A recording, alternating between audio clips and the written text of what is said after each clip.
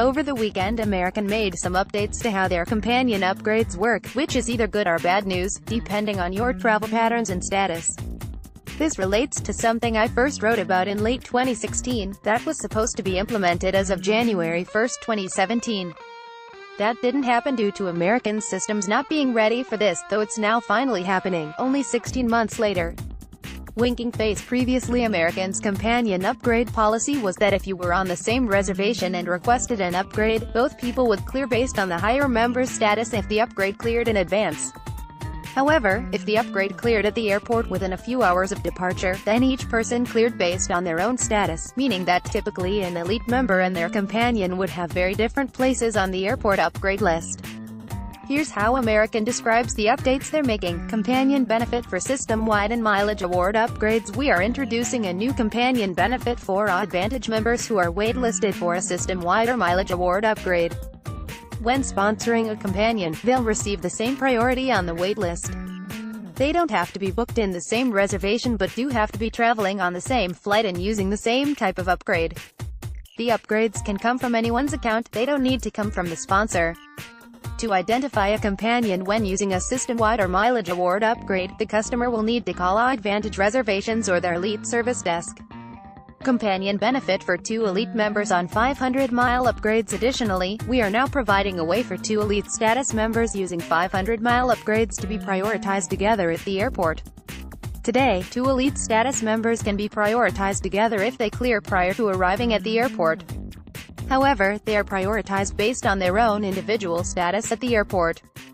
To simplify this even further, what has changed is that, when requesting a mileage upgrade or system-wide upgrade, your companion can get your upgrade priority even if you're on separate reservations, and this priority should hold until the airport. You'll need to make the request by phone, and if you're on separate reservations then you'll have to ask to have them linked, so that the companion has the correct upgrade priority. Now companions on 500-mile upgrades can have the higher upgrade priority even on the airport upgrade list. Note that this won't happen automatically, but rather at the airport you'll have to ask the agent to link your companion to you, and then you should be behind one another on the list. American's companion upgrade priority will be changing on all flights. Improved upgrade priority for companions can be either good or bad news, depending on how you look at it. If you're traveling with a companion and are near the top of the list, it's great news, since you have a better chance of snagging you and your companion seats in a premium cabin. The downside is that you could get beaten out for an upgrade by someone's companion, which could be frustrating. Imagine if there are 2 seats left, 2 executives, platinum members on the list, and the one with slightly higher priority has a companion. Bottom line, this update is good news for those who typically travel with companions, while for lower-level elite members and those who typically travel alone, it's probably bad news.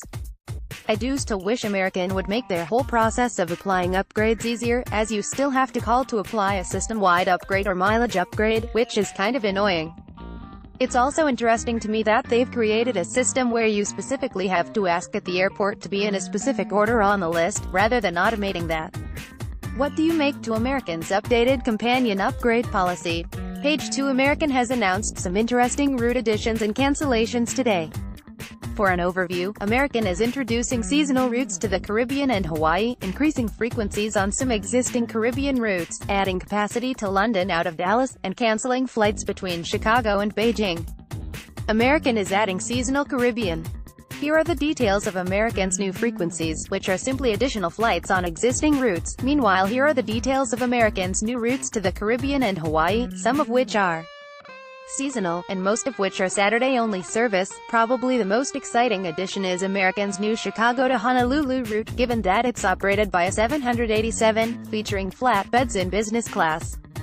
American 787 business class. If you want to redeem miles on one of these flights, as you can see, the flights go on sale on May 14, 2018. Hopefully some reward seats will be released as well, though I wouldn't hold my breath. Specifically, as of October 28, 2018, British Airways will be taking over one of American's Miami to London Heathrow frequencies. American uses a 777-300 on the route, while British Airways will use a 747-400, so this will represent a capacity increase but a downgrade in terms of the quality of the American will be using that 777-300 to instead operate an additional frequency between Dallas and London, in addition to British Airways' existing daily 777-200 that's flown in the market. American 777-300 business class. This represents a mild capacity increase in Miami and a big capacity increase in Dallas. However, I'd say it's bad news for those in Miami, since American has a superior transatlantic product, and the one daily 777-300 will no longer be available. This makes American's flagship first dining facility in Miami even more of a head-scratcher. Once this swap happens, the only American flights out of Miami with international first class will be to Sao Paulo and Buenos Aires. American flagship first dining Miami. American is canceling their Chicago to Beijing route. American will be discontinuing flights from Chicago to Beijing as of October 20, 2018. American will continue to operate flights from Dallas and Los Angeles to Beijing, and they'll be seeking a dormancy waiver from the U.S. Department of Transportation for the route. Here's what American's VP of Network. However, the current fare environment severely limits our ability to successfully compete between Chicago and Beijing. We remain committed to China and anticipate that moving to the new Beijing airport in the future will improve the viability of the route through the additional connectivity in conjunction with our code-share relationship with China Southern in the long run. I'm amazed U.S. airlines haven't dropped more capacity to Asia. The amount of capacity dumping we're seeing by Chinese airlines in the U.S. has lowered Trans-Pacific fares to a level we've never seen before. I can't wrap my head around how any U.S. airlines are even doing decently well on these routes. American 787 at Beijing Airport. Bottom line, American has long been the strongest U.S. airline in the Caribbean, and these additions only further reinforce that. Those are lots of new Caribbean frequencies, including some that are seasonal, and some that only operate on Saturdays. The Chicago to Honolulu route is a nice addition as well, given that it'll be American's longest route to Honolulu. The other changes are interesting as well. American and British Airways are increasing capacity between London and Dallas, Miami, though on balance I'd say the Miami change is bad news, since American will no longer fly a 777-300 between Miami and London. Then the Chicago to Beijing route cancellation doesn't come as much of a surprise, and frankly I'm surprised we haven't seen more route cancellations from U.S. airlines to China. What do you make of American's route changes? Page 3. In early April, American made a major announcement regarding the future of their fleet. Specifically, American ordered up to 75 Boeing 787s, they canceled their order for 22 Airbus A350s, and they deferred their order for 40 Boeing 737 MAXs. On one hand, it's great to see American further renew their long-haul fleet, though on the other hand I personally prefer the Airbus A350 to the Boeing 787, so I was sad to see the Airbus order be cancelled. American 787-9 at LAX. That wasn't the end of America's plane shopping spree. While not quite as exciting, Bloomberg reports that American has placed an order for 30 regional jets, including 15 Bombardier CRJ-900s, as well as 15 Embraer MB-175 aircraft. In addition to the firm order for 30 aircraft, American has a further 30 options that they can exercise in the future if they'd like, 15 from each manufacturer. Both of these plane types feature 76 seats, including first class, an extra legroom economy section, and then economy. These planes will be flown by American's wholly owned regional subsidiaries. The CRJ-900s will be flown by BPS Airlines. The MB-175s will be flown by Envoy Air. Deliveries are expected to begin next year, and will apparently primarily replace American's smaller regional jets, which feature just one class of service.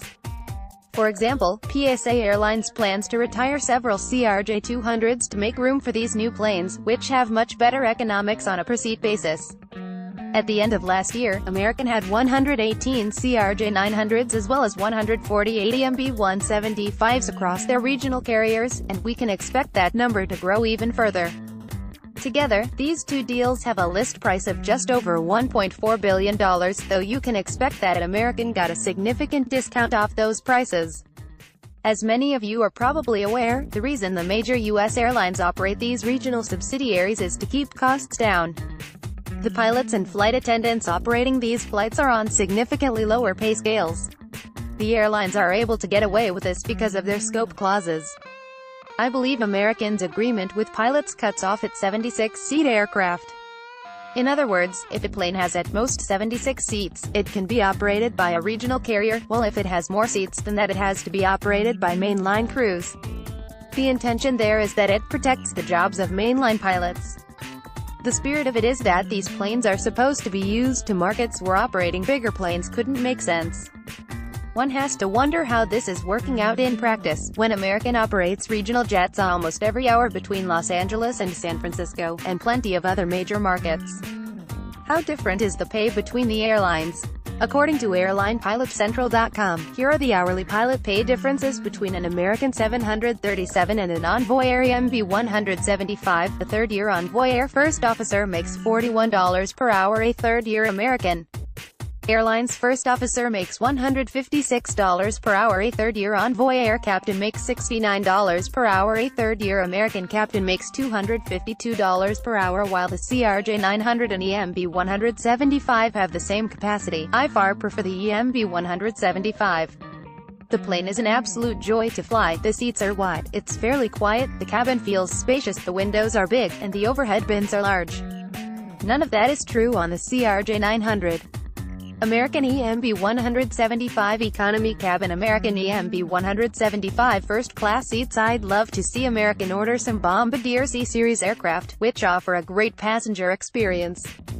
Unfortunately, those planes wouldn't serve the same purpose, they're larger, so they'd have to be operated directly by American, rather than a subsidiary. They'd be more of a 737 A319 replacement than a regional jet replacement. Bombardier C-Series cabin. What do you make of American's regional jet order?